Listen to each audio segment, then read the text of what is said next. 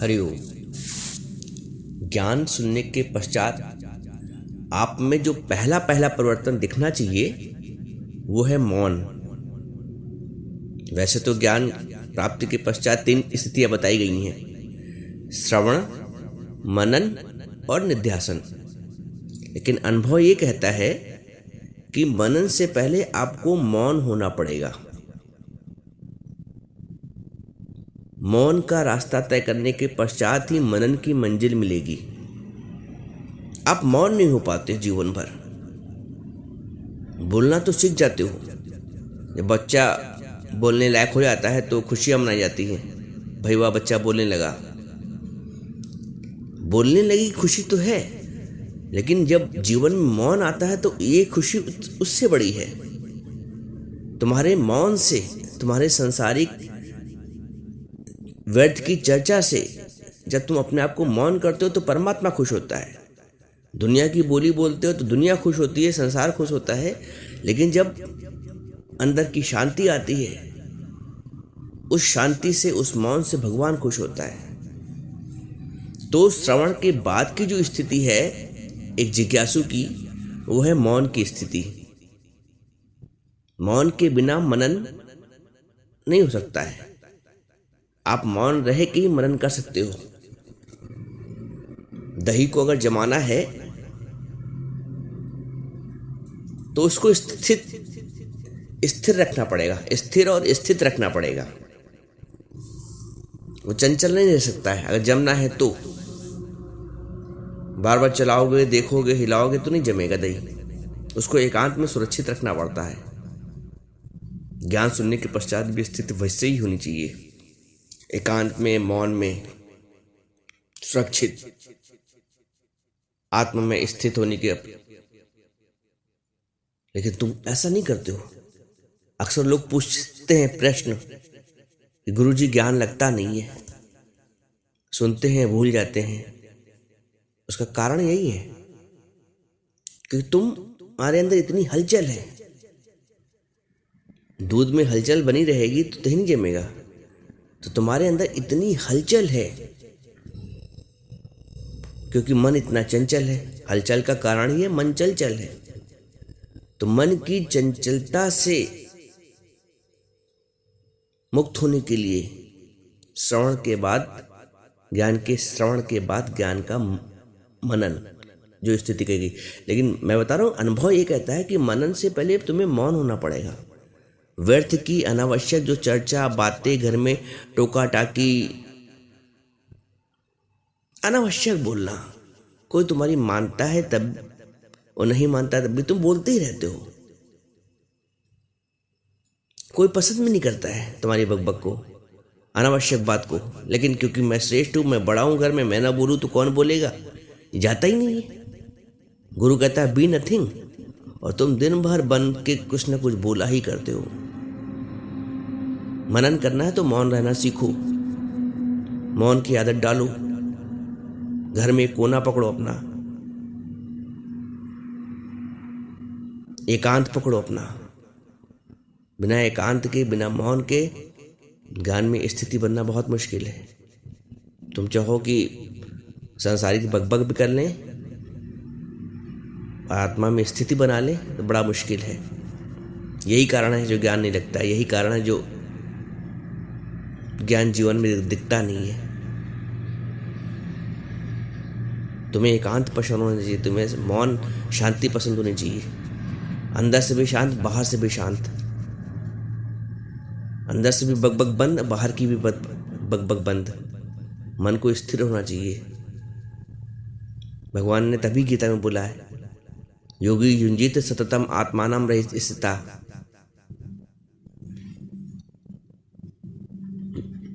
ये आत्मा में स्थिर रहता है योगी, उसका मन स्थिर रहता है।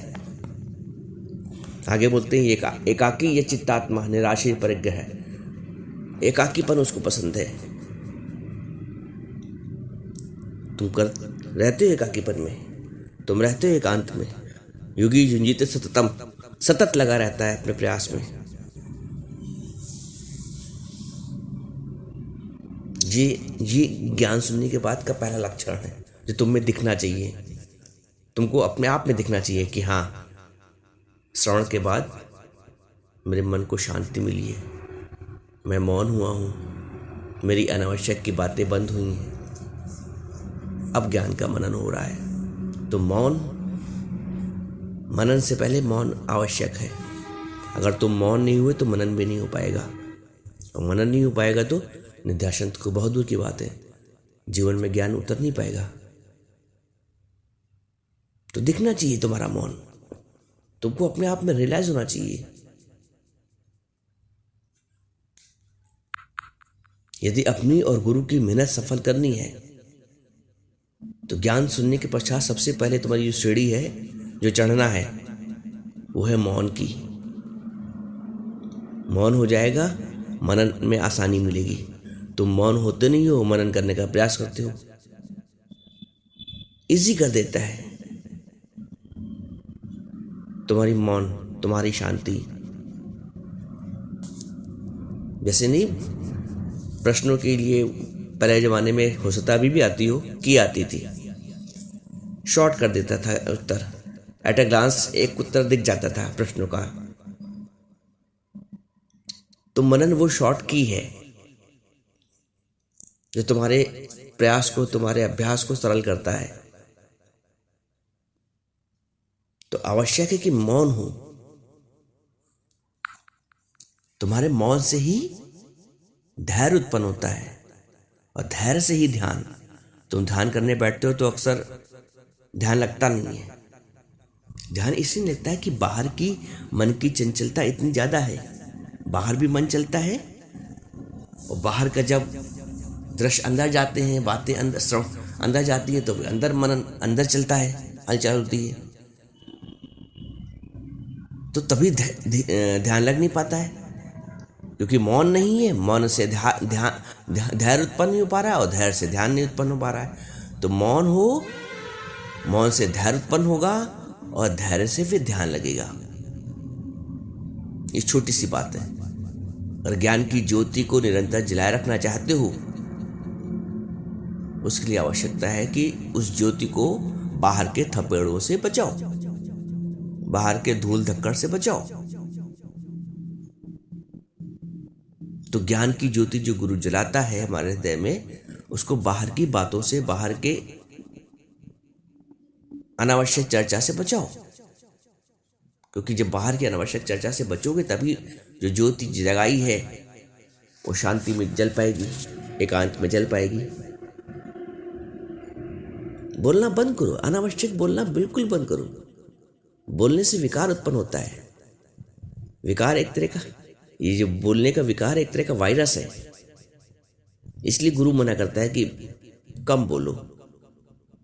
बोलत बोलत भय विकारा, बिन बोलत जय जयकारा। बोलने से विकार उत्पन्न होता है, तभी नानक जी ने बोला कि बोलत बोलत भय विकारा, वरना कोई आवश्यकता नहीं थी। क्योंकि लगता है गुरु को कि बोलने से विकार उत्पन्न होता है, तो बोला बोलत बोलत भय विकारा, बिन बोले जय जयकारा। जो लोग कम बोलते हैं उनकी जय जयकार होती है, जो ज़्यादा बोलते हैं उनकी वैल्यू नहीं होती है।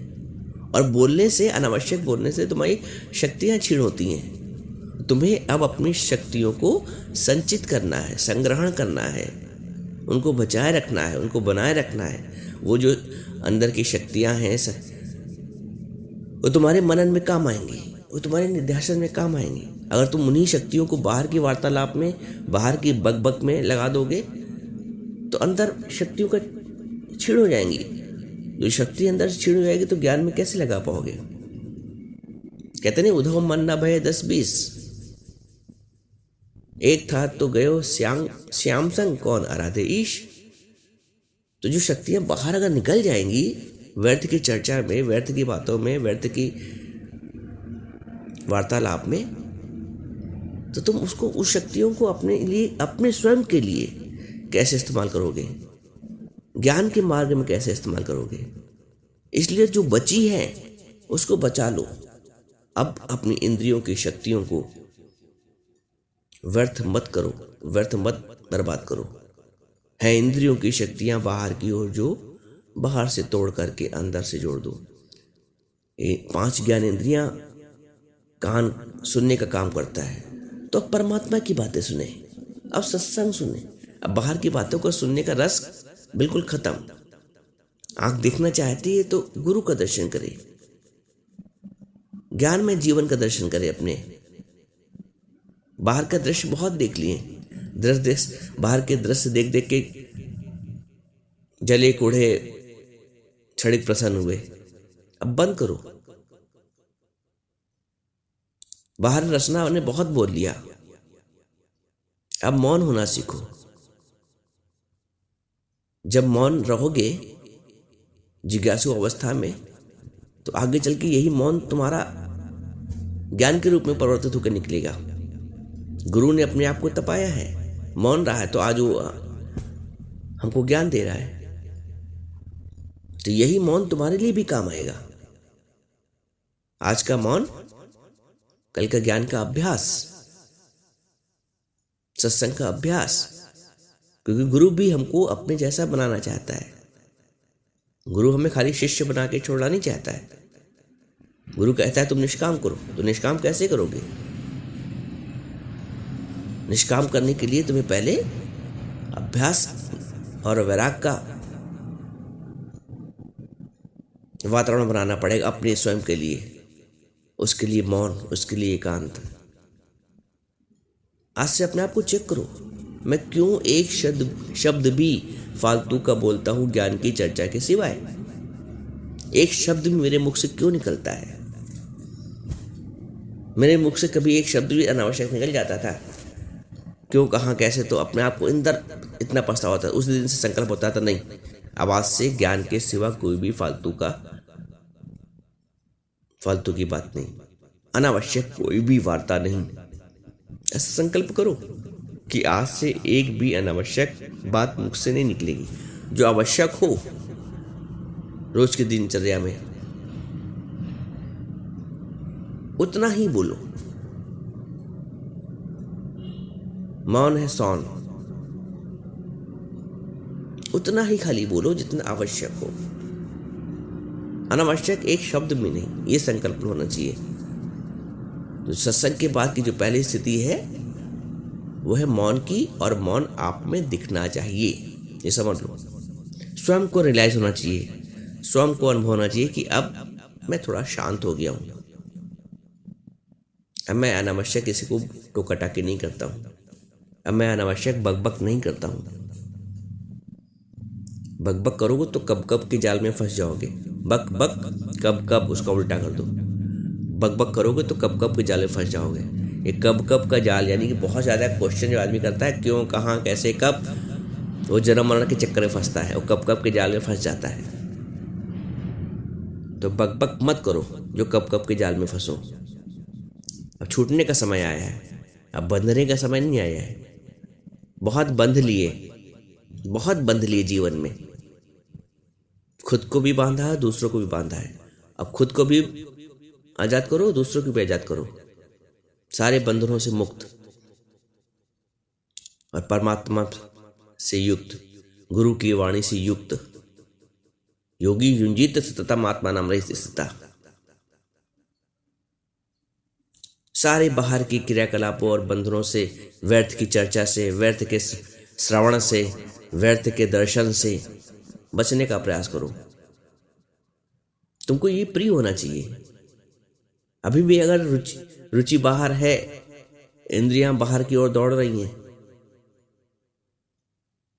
तो मनन में दिक्कत आती है। आज का संकल्प यही है, ज्ञान श्रवण के पश्चात सबसे पहले मौन हो जाओ। मनन तो स्वतः हो जाएगा। तुम सत्संग सुन को निकलते हो, इधर की बात, उधर की बात, उधर की बात, कोई बात नहीं, बिल्कुल दही जम गया तो जम गया, हिलाओ नहीं उसको बार बार। तुम शांत रहो, कोई शोर नहीं।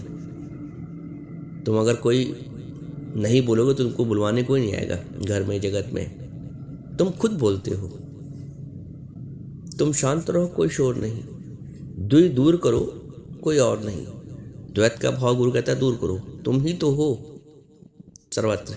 जहाँ तक जाति दृष्टि है, जहाँ तक फैली सृष्टि है, सर्वमम रूप है। अपना रूप देखो, दूसरा क्यों दिखता है? तुम शांत रहो, कोई शोर नहीं, दूर करो, कोई और नहीं। और गुरु ये भी कहता है आगे, ना मानो तो कोई जोर नहीं। अपना कल्याण करना है तो गुरु की बात मानना पड़ेगा।